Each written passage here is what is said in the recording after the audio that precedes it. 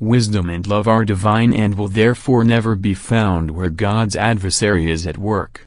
Nevertheless, he, too, will want to conceal himself behind a cloak of wisdom and love, and spiritually blind people will not recognize that a mere fabrication aims to conceal the true face of the one whose activity in the world intends to ruin people.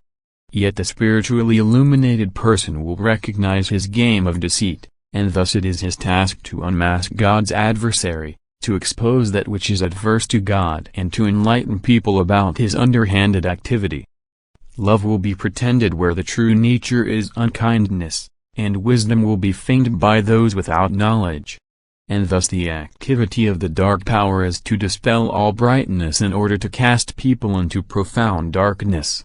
Loving activity should be selfless, it should be a sacrifice, but it should be performed of one's own accord without any external compulsion, for only then can it be judged to be an activity of love, otherwise they would be imposed duties which are certainly acknowledged on earth but before God only the activity of the human being's free will is of value.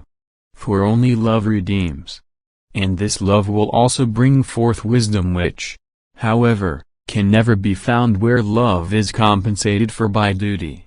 For this reason the implementation of an action must inevitably reveal heartfelt love if a human being's knowledge is to be recognized as knowledge which corresponds to the truth, as divine wisdom. Where one does not exist the other cannot be either. And therefore the knowledge imparted to people has to be seriously scrutinized, for someone opposed to God, someone who wants to lead people into misguided thinking and impels them into heartlessness will use such means which shine a deceptive light by simulating the divine and thereby causing serious psychological damage to people. And they don't recognize him, they thoughtlessly accept what they are being offered and he uses his followers to influence other people in the same way as he influences them.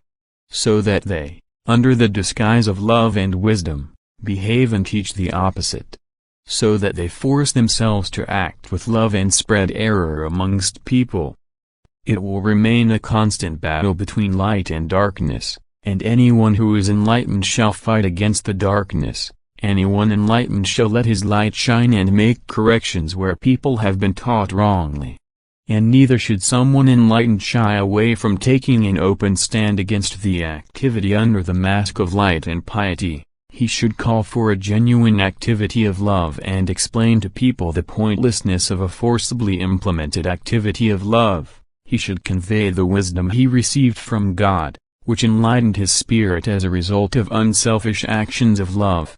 For love and wisdom will always have to lead to God, but if people are not in contact with God they possess neither love nor wisdom. And if it appears like that before the world then it will only be the mask of the one who opposes God and tries to spread unkindness and untruth amongst humanity.